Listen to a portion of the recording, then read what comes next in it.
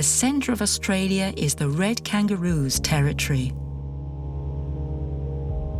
Twice as many kangaroos as people live in Australia. They are 50 million, spread all over the territory.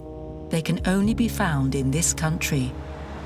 There's an overpopulation of these nocturnal animals, which often get run over by cars. Statistics speak of about 20,000 accidents a year throughout the country. Animal rights activists organise themselves to save the survivors of this daily slaughter. In Coober Pedy, when people find a wounded kangaroo, they bring it to Josephine. G'day. Josephine. How are you? Good. Oh, this is the little one. Yeah, so we found him just outside this town as we were coming back. So yeah, Mum was on the side of the road. Mum's not doing well. She's not with us anymore. I checked the patch and we found this little fella. He looks alright, a bit distressed, but I'll let you have a Hello, good look, beautiful. Yeah, look at Oh, aren't you gorgeous? Yes, look at you. You're a little bit stressed, baby. Yeah. Of course you are. So she's a big red. Oh, that's a red. Yeah. See how she's got the longer ears and the longer nose. And the colours come a bit later. Yeah, the colours come later. Yeah, no, she looks as though she'll be fine. All right, she's in good hand. Thank you. Not a problem. Thanks to Thanks, you. guys. Bye. See ya. See ya.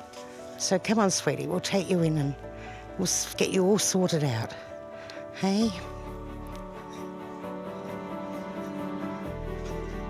Come on. Okay, let me check your tail. That feels good, no breaks in the tail. Legs feel good. Well, I get you a bottle.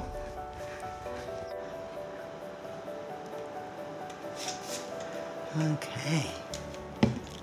Became a wildlife carer when I found a joey in the middle of the highway in the middle of the night 15 years ago now. And that was the start of it all. I fell in love with the little fella. That's it. Very good. And so I wanted to raise him, so I ended up getting my licence and permits and doing the training, and people kept bringing them to me. So just grew from there to being a kangaroo orphanage. You want to go in, babe? There you go. Oh, good girl. Maximum I've had has been 12 joeys at a time. Beautiful. You're looking at 3 hours of feeding. They're on 3 or 4 hourly feeding, depending on their size.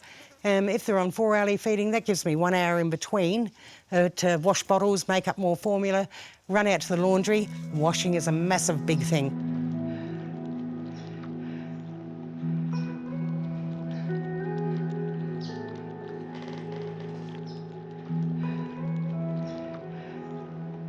A lot of people do think it sounds very romantic and fairy tale-like, etc., to be a wildlife carer, when in actual fact it's a lot of hard work. It's the same as having a new baby at home constantly. It's also a roller coaster of emotions.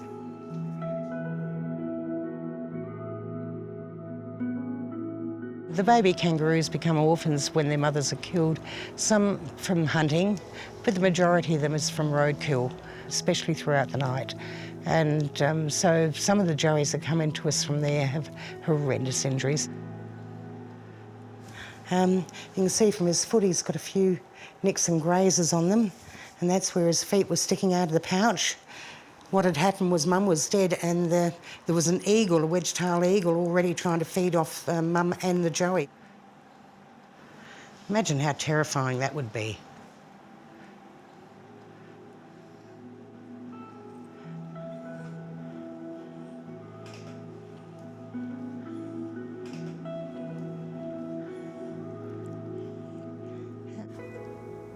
The kangaroo orphanage is like a triage centre. We cover a large area. Footprint is probably about the size of Germany. We can't possibly keep all the kangaroos, so we stabilise them, we get them so that they're feeding well, etc. They therefore have to go into sanctuaries and wildlife parks.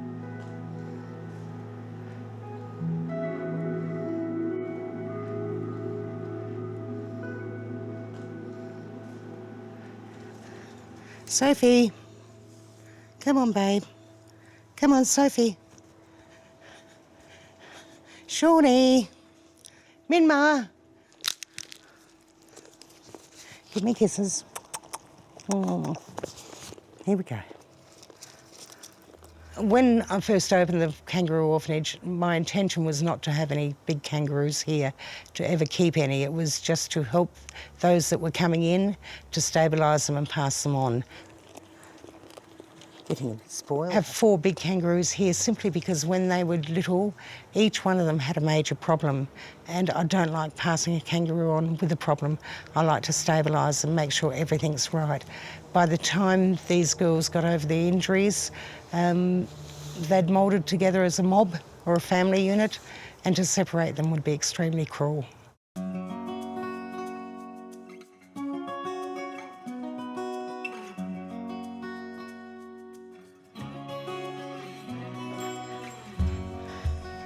Okay.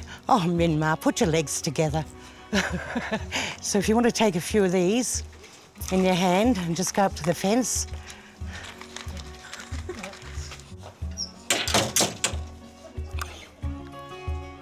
We have 2 public feedings sessions daily. The first one is at 12 noon and the second one is at 5:30 p.m. And during that time, people come out here into the yard and I give a presentation on the kangaroos and a bit of information about them and answer questions, etc. We don't have a set entry fee. We do ask for a donation. The monies we raise, that actually pays for the special formula.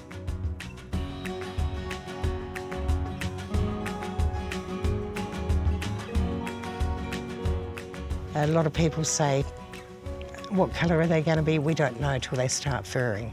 How long are they going to live? We don't know. They're similar to humans. They all have a different lifespan. They all have a different coloured hair, and so you can't generalise.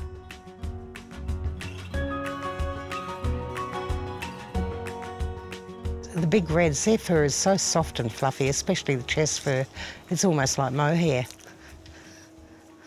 They're just so beautiful. They're so affectionate as well. And the unconditional love they give you is just unbelievable.